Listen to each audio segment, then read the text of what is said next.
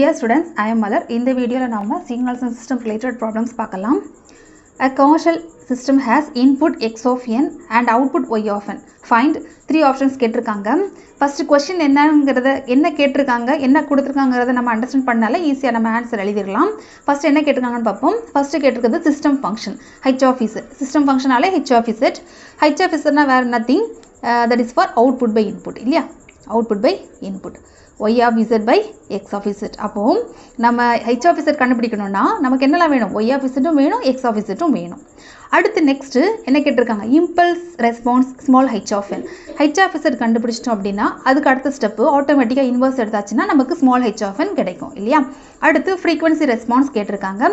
frequency ரெஸ்பான்ஸ்னா நம்ம h of z கண்டுபிடிச்சிருப்போம் இல்லையா? இதுல ஜஸ்ட் z ரீப்ளேஸ் பண்ணி e⁻j⍵ போட்டாலே நமக்கு வந்து ஆட்டோமேட்டிக்கா frequency ரெஸ்பான்ஸ் கிடைச்சிரும். ஓகே, சிம்பிளான ப்ராப்ளம் தான். என்ன இன்புட் கொடுத்துருக்காங்கன்னு பார்க்கலாம். x of n equal to இதுக்கு பேர் வந்து டெல்னு நம்ம சொல்லுவோம்.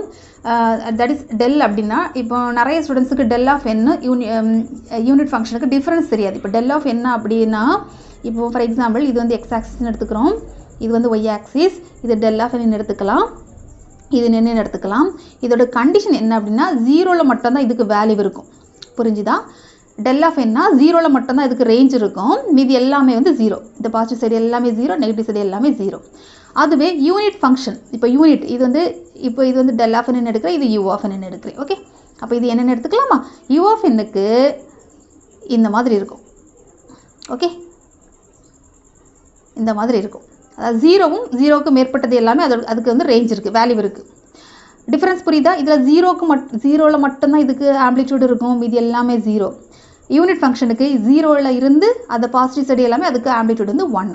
இப்போ இந்த டெல் ஆஃப் n இந்த இடத்துல 1 தான் வருமா, 1 தவிர வேறு நம்பர் வராதா அப்படின்னு நம்ம சொல்ல முடியாது. இப்போ இதுக்கு இந்த இடத்துல 1 இருந்துச்சுன்னா அதுக்கு பேர் வந்து யூனிட் இம்பல்ஸ் ஃபங்க்ஷன். புரியுதா? யூனிட் இம்பல்ஸ் ஃபங்க்ஷன் இந்த இடத்துல 1 இருந்துச்சுன்னா. பட் இந்த இடத்துல 1 தவிர எதுனாலும் இருக்கலாம், 5, 5, 10 அந்த மாதிரி எந்த நம்பராக இருக்கலாம். ஒருவேளை இந்த இடத்துல 1 இருந்துச்சுன்னா அதுக்கு பேர் வந்து யூனிட்னால நமக்கு தெரியும் 1 இல்லையா? ஸோ அதுதான் சரி. ஓகே, இதுதான் இம்பல்ஸ் ஃபங்க்ஷனுக்கும் இன்புட் ஃபங்க்ஷனுக்கும் உள்ள யூனிட் ஃபங்க்ஷனுக்கு உள்ள டிஃப்ரெண்ட். ஓகே, அப்போ கொடுத்துருக்கிறது பார்க்கலாம். x of n equal to del of n plus 1/6 del of n minus 1 minus 1/6 del of n minus 2. y of n equal to del of n minus 2/3 del of n minus 1. இது வந்து December 2016 16 mark question. Okay, நம்ம solution பார்க்கலாம். First given data எழுதிக்கலாம். என்னென்ன கொடுத்துருக்காங்க? Input x of n கொடுத்துருக்காங்க, y of n கொடுத்துருக்காங்க. First option அதுக்கு முன்னாடி நம்ம z ட்ரான்ஸ்ஃபார்ம் எடுத்து வைக்கலாம். பிகாஸ் ஃபஸ்ட் ஆப்ஷன் என்ன கேட்டிருக்காங்க? System function h of z. h of z-னாலே நம்ம z ட்ரான்ஸ்ஃபார்ம் எடுத்து தான் நம்ம கன்வெர்ட் பண்ணி கொண்டு வர முடியும். ஓகே, அப்போ நம்ம z ட்ரான்ஸ்ஃபார்ம் அப்ளை பண்ணலாம். இந்த இடத்துல z ட்ரான்ஸ்ஃபார்ம் அப்ளை பண்ணும்போது x of n எப்படி மாறும்? x of n can be replaced by x of z மாறும். நான் சொல்லியிருக்கேன் z del of n அது வந்து இம்பல்ஸ் ஃபங்க்ஷன் இல்லையா? இம்பல்ஸ்னாலே அதோட மேக்ஸிமம் ஆம்ப்ளிடியூட் வந்து 1. ஓகே, நெக்ஸ்ட்டு 1/6 அதோட கோஎஃபிஷியன்ட் அப்படியே போட்டிருக்கோம். del of n minus 1க்கு நம்ம z ட்ரான்ஸ்ஃபார்ம் எடுக்கும்போது ப்ராக்கெட்டில் என்ன இருக்கோ அது z பவராக வரும், z power minus 1.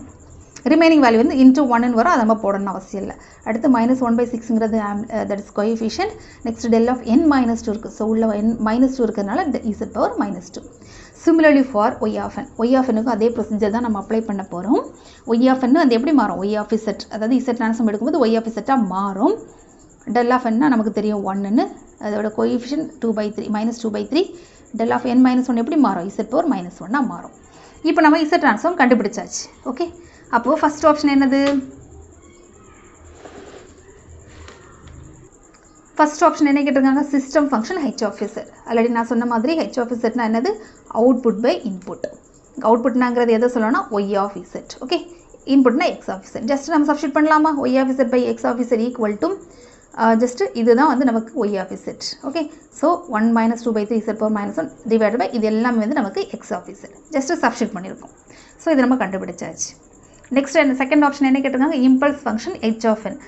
h of z-ல இருந்து h of n கண்டுபிடிக்கணும் அப்படின்னா ஜஸ்ட் இன்வர்ஸ் எடுத்தால் போதும். ஓகே, இது நம்ம தட் இஸ் z ட்ரான்ஸ்ஃபார்ம் எடுத்துருக்கோம், அதுக்கு நம்ம இன்வர்ஸ் எடுத்தாச்சுன்னா இப்போ எப்படி மாறும்?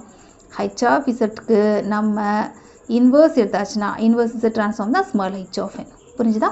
ஓகே, இப்போ நம்ம ஸ்மால் h of n கண்டுபிடிக்க போகிறோம். அப்போ ஃபஸ்ட்டு ஸ்டெப் நம்ம இதுக்கு இன்வர்ஸ் எடுக்கலாம். இன்வர்ஸ் எடுத்தாச்சுன்னா என்ன வரும் பாருங்கள்? இன்வர்ஸ் இசட் ட்ரான்ஸ்ஃபார்ம் எடுக்கும்போது இந்த இடத்துல என்ன வரும் பாருங்கள், h of z equal to 1 minus 2 by 3 z power minus 1. இது நம்ம அப்படி ஜஸ்ட் அப்படி எழுதியிருக்கோம். இந்த ஸ்டெப் வேறு ஒன்றும் இல்லை, இது நம்ம அப்படியே எழுதியிருக்கோம். ஓகே, இப்போ நம்ம இது எல்லாமே இன்வர்ஸாக இருக்கிறனால இதை நம்ம ரியலாக மாற்றுறோம். அதுக்கு எப்படி மாற்றணும் பாருங்கள். இந்த டினாமினேட்டரில் மேக்ஸிமம் பவர் என்னன்னு பார்ப்போம். சரியா, மேக்ஸிமம் பவர் என்னங்கன்னா z power minus 2. அதுக்கு ஜஸ்ட் ரிவர்ஸ் எடுப்போம். z power minus 2க்கு இன்வர்ஸ் எடுத்தாச்சுன்னா ரிவர்ஸ் எடுத்துனா z power 2. அதை z power 2வால் நியூமரேட்டரையே நம்ம numerator and denominator okay multiply by z square. புரிஞ்சுதா?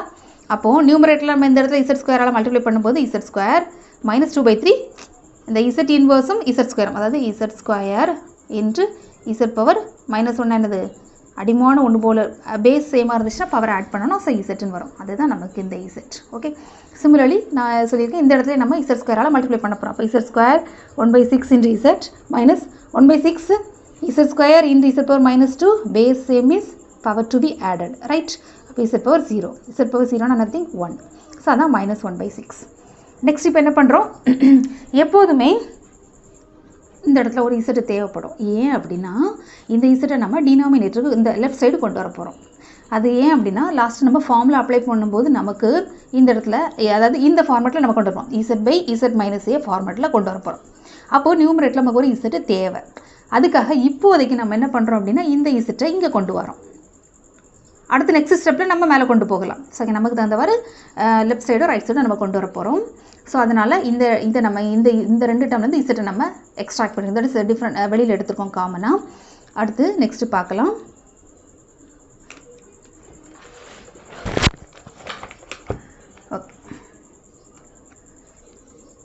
Okay, h of z by z equal to z minus 2/3. Next denominator நம்ம வந்து செப்பரேட் பண்ணியிருக்கோம். செப்பரேட் பண்ணுறதுக்கான ப்ரொசீஜர் தெரியும், அது எப்படிங்கிறத பார்ப்போம். என்ன டேர்ம்லாம் இருக்குது, இந்த இடத்துல என்ன டேர்ம்லாம் இருக்குது, z square plus 1/6 z minus 1/6 தானே இருக்குது. இது நம்ம கால்குலேட்டர் யூஸ் பண்ணி டிஃப்ரெண்ட் இது பார்க்கலாமா? தெரியும், ஆல்ரெடி எல்லாருக்கும் தெரியும். தெரியல அப்படின்னா பார்த்துக்கோங்க. மோடை நம்ம ப்ரெஸ் பண்ணி மோடை 3 வாட்டி ப்ரெஸ் பண்ணும்போது ஈக்குவேஷன் வரும் அன்னோன். இங்கே நமக்கு டிகிரி வந்து 2 இல்லையா? அப்போது ஏயோட வேல்யூ என்னது 1 இல்லையா? ஏயோட வேல்யூ இந்த இடத்துல 1. ஸோ நான் 1 ப்ரெஸ் பண்ணுறேன். நெக்ஸ்ட்டு பியோட வேல்யூ வந்து நமக்கு ப்ளஸ் 1/6. ஸோ 1/6 அண்டு சியோட வேல்யூ மைனஸ் 1/6. அப்போ ஏயோட வேல்யூ நமக்கு 0.33. இது நமக்கு 1/3 இல்லையா? ஸோ 1/3 அண்டு பியோட வேல்யூ minus 0.5. செக் பண்ணலாமா?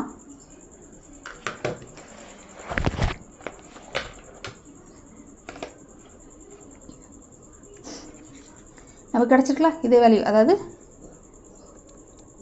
எக்ஸோட வேல்யூ இது நம்ம எக்ஸோட வேல்யூ சாரி ஏயோட ஒரு வேல்யூ வந்து நமக்கு 1/3, அதாவது இசட் மைனஸ் 1/3.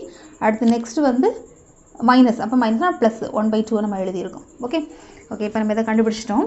இது அப்படி இருக்கட்டு.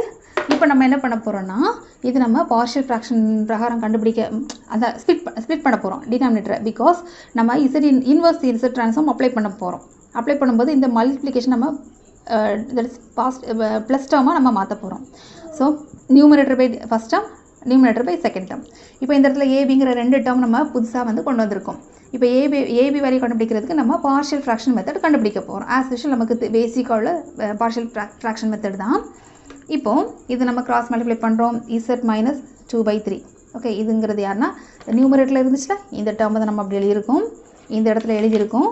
அண்ட் ஏ இன்ட்ரு ஏக்கு கீழே என்ன இருக்கோ அதை எழுதாமல் அதுக்கு ஆப்போசிட் அவ்வளோதான் எழுத போகிறோம். ஏ ப்ராக்கெட் இந்த டேர்ம் ப்ளஸ் பி இன்ட்ரு பிக்கு கீழே என்ன இருக்கோ அதில் லீவ் பண்ணிவிட்டு அதுக்கு ஆப்போசிட்டில் உள்ளதை நம்ம எழுத போகிறோம்.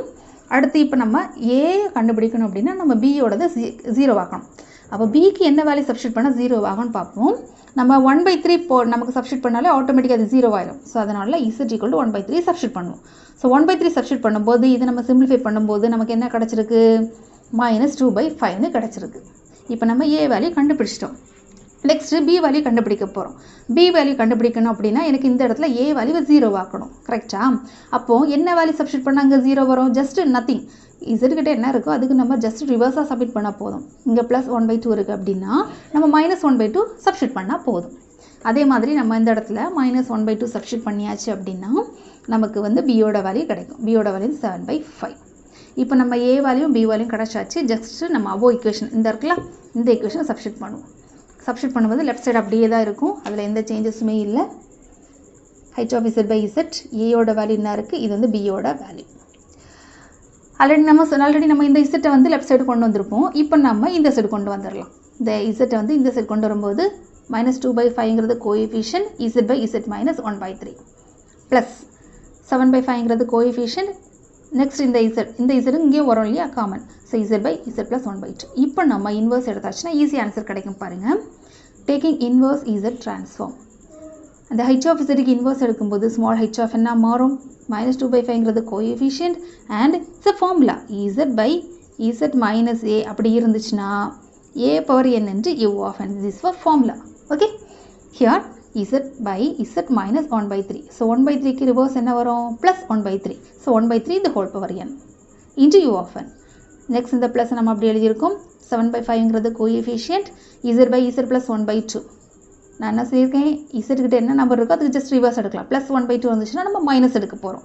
So -1/2 the whole power n into u of n. இதுதான் நமக்கு கிடைச்சிருக்கக்கூடிய small h of n. That's nothing, impulse function. Last option பார்க்கலாம். லாஸ்ட் ஆப்ஷன் ஈஸி தான்.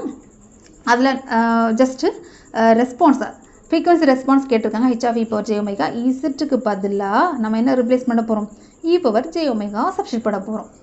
அப்போ h of e power j omega equal to என்ன வரும், 1 minus 2/3. இந்த இடத்துல z இருந்துச்சு, z can be replaced by e power j omega. Similarly here also for the denominator term 1 plus 1/6 e power minus j omega minus 1/6 e power minus 2 j omega. இவ்வளோ தான் நமக்கு கிடைச்சக்கூடிய answer. Thank you students.